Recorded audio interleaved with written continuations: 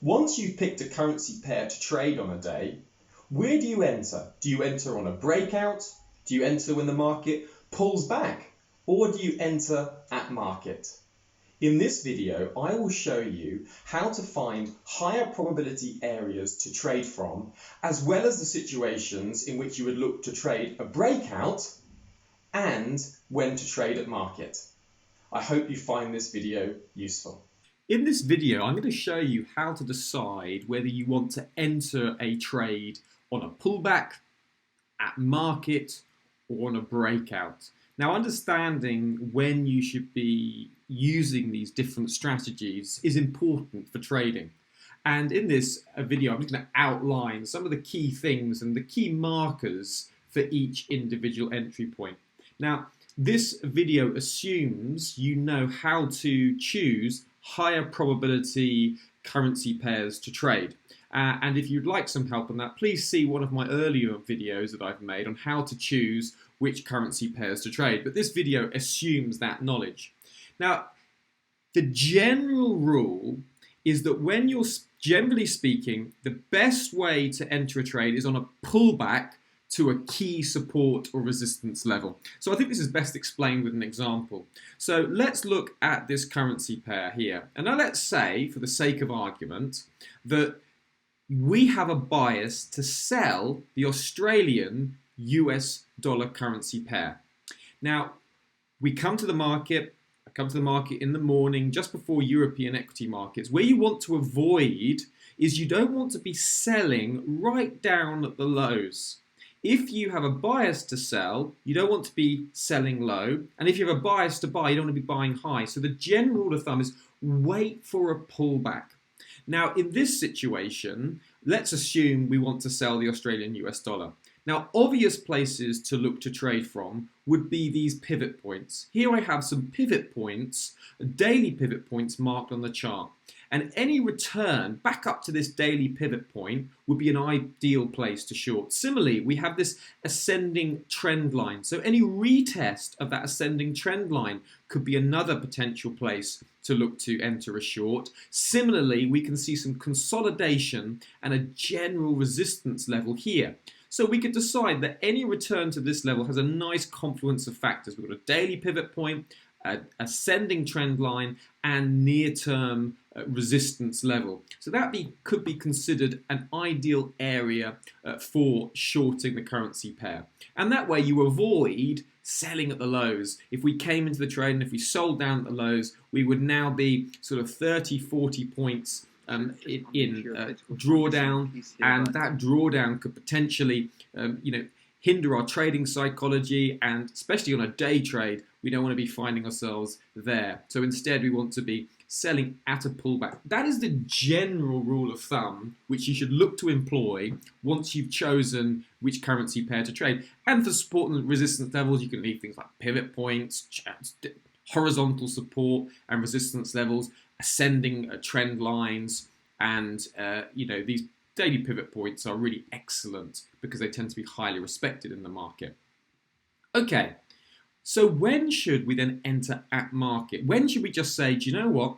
I'm just going to enter this trade straight away. I'm not worried about waiting for a pullback because I have a high conviction of the direction of the trade. Well, here's a trade that I took where I entered, and this would be ideal for entering at market. Here we saw, in the heart of the coronavirus crisis, the Bank of Canada cut a 50 basis point rate cut. It was a high interest rate cut, so we could expect a lot of Canadian dollar weakness. Also, there were lots of safe haven flows and coronavirus concerns, so we could expect Japanese yen strength. So there was a clear bias for the Canadian dollar Japanese yen pair to sell. So that was an ideal scenario. You don't want to wait for a pullback in that scenario. You just want to enter at market because you are convinced and you have a high conviction that the direction of the trade is going to go in the desired direction. This would be an ideal scenario to enter at market. Another scenario would be like this. This is when President Trump tweeted out that Saudi and Russia could cut oil output by 10 to 15 million barrels per day. And we saw the oil price rocket in minutes. This is around April time.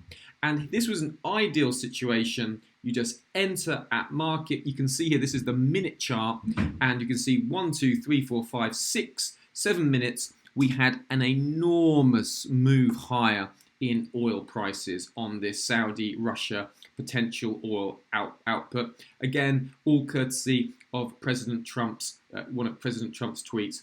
Ideal scenario. So you can see price didn't pull back at all. It was just a quick scenario. Enter at market. You can see I entered here and I took profit just a few minutes later for a few hundred points to the upside. These are ideal scenarios to enter at market. How about breakout? When should we enter at a breakout? Now, a breakout is ideal, in my opinion, for sort of pattern trading. So, for example, we have here the gold chart. I've been bullish on gold for some time, and sometimes it's tricky to know where to enter the market. So you can actually have a sensible stop level. Well, here's a good example. We had a symmetrical triangle pattern. And when I saw this symmetrical triangle pattern forming on the daily chart, that was a big clue for me. I had an upside bias for gold. So this would be an ideal scenario where you could just enter on the breakout of the triangle. Now, you could have a sort of fairly high conviction, as I had, which is that I was bullish gold.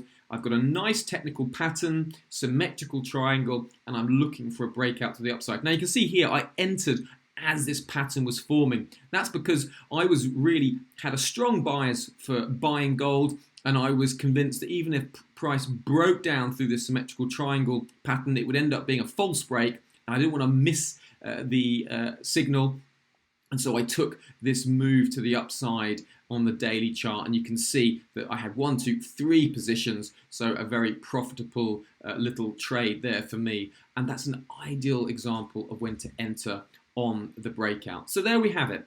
When to enter at pullbacks, which is the general rule of thumb, when to enter at market, when we have strong market moving news, and when to enter on a breakout, ideal when we have typical patterns like head and shoulders patterns, symmetrical triangles, flags, pennants. Ideal scenario where you could enter on the breakout when you've got that clear fundamental bias of which direction the trade to go, you're expecting it to go in. I hope that helps. Please do check out my other videos. If you like this video, please leave a comment, hit the like button. It's great to have some feedback, and I hope this has been helpful for you.